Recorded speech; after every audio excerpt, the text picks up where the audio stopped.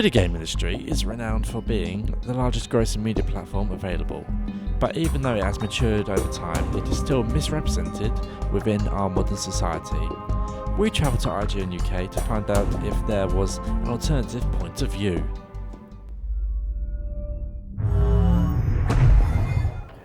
I am the editor-in-chief of IGN UK, which basically means I oversee all of the editorial unit from games and movies. My name is Martin Robinson and I'm the content editor at IGN.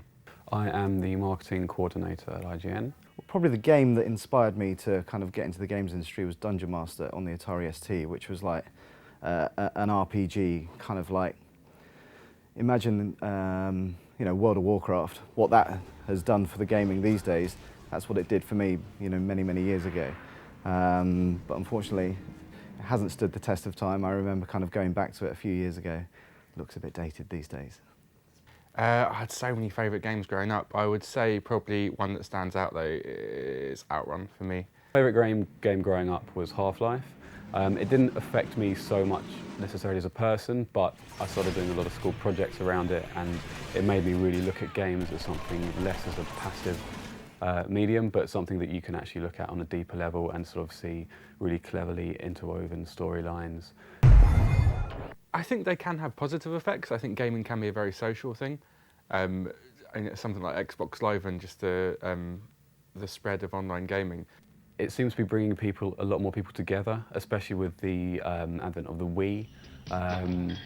That brings sort of people that traditionally you wouldn't have associated with games and gaming.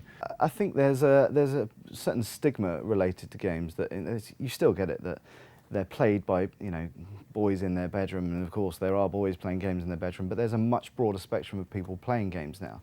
And I think that's largely because of obviously consoles like the Wii and Kinect, broaden it up to kind of entire audiences of families. Call of Duty Black Ops is the best-selling game of all time, but how do you think this represents the gaming industry? And I can understand why Call of Duty Black Ops is popular. It's a really well-made game. It's got an exceptionally well thought out and compelling multiplayer mode. But yeah, I think as the face of games, I'd rather something like Mario was the face of games, because that obviously puts forward a much more positive image of gaming. If you'd have asked me a few years ago what's going to be the most successful series, I wouldn't have personally said it would have been Call of Duty.